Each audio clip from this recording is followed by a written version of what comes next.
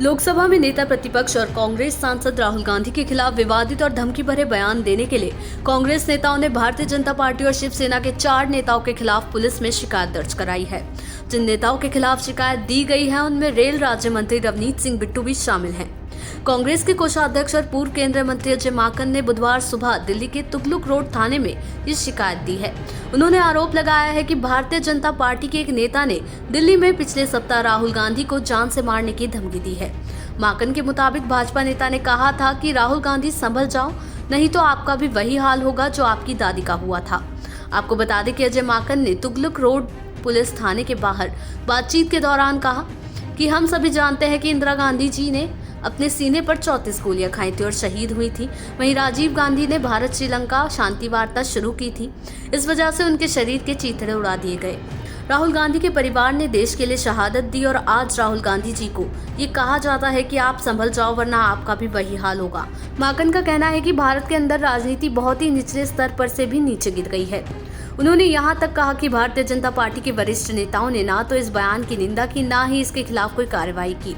इसके बाद भाजपा के सहयोगी दल के नेता ने कहा कि जो राहुल गांधी की जुबान काटेगा उसको 11 लाख रुपए मिलेंगे।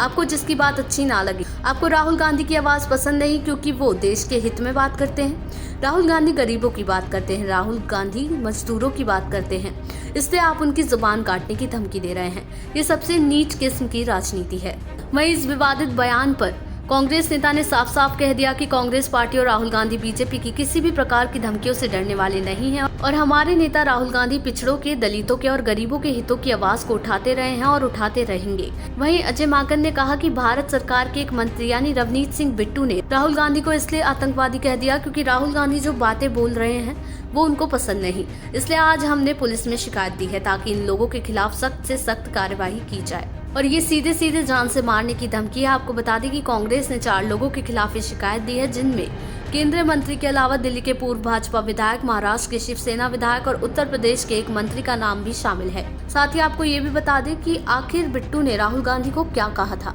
दरअसल भागलपुर में वंदे भारत एक्सप्रेस के उद्घाटन मौके पर केंद्रीय रेल राज्य मंत्री रवनीत सिंह बिट्टू ने राहुल गांधी को देश का सबसे बड़ा आतंकवादी बताया। उन्होंने अपने बयान में कहा कि अगर एजेंसी को किसी पर सबसे पहले कार्रवाई करनी चाहिए तो वो है राहुल गांधी। इनका नाम आतंकवादी के लिस्ट में पहले नंबर पर होना चाहिए। वहीं भारतीय जनता पार्टी के सांसद मनोज तिवारी ने भी कांग्रेस पर निशाना साधा है। उनसे केंद्रीय मंत्री रवनीत बिट्टू के राहुल गांधी पर दिए विवादित बयान पर सवाल पूछा गया था। मनोज तिवारी ने कहा भाजपा इस तरह के बयानों का समर्थन नहीं करती है। मनोज तिवारी ने यह भी कहा कि जब विवादित बयानों की बात आती है तो पीएम मोदी को जितनी गालियां कांग्रेस ने दी हैं, जिस नेता को देश ने पूर्ण बहुमत से जीतकर तीसरी बार प्रधानमंत्री बनाया है, उन्हें कांग्रेस ने क्या क्या बोला ये सबको पता है। इनकी इतनी भी हिम्मत नहीं है कि उस पर बोलने का साहस कर सके। उन्होंने कहा जो भी इस तरह की बातें करते हैं हमारी पार्टी में उनसे सवाल जवाब होते हैं, लेकिन कांग्रेस की प्रवक्ता यानी सुप्रिया श्रीनेत अभी बोल रही थी, उनकी भाषा देखिए। क्या इस भाषा में राजनीतिक लोग बात करेंगे? हम संसद में बैठते हैं, राहुल गांधी नेता प्रतिपक्ष होते हुए झूठ बोलते हैं। वो लगातार अपनी बातों से यू टर्न मारते हैं जिससे सदन में हंसी गूंजती है। मनोज तिवारी ने कहा राहुल गांधी ने कहा था कि लोग डंडे मारेंगे। क्या देश के प्रधानमंत्री के लिए इस तरह की बात बोलने के बाद किसी ने राहुल गांधी से कुछ बोला?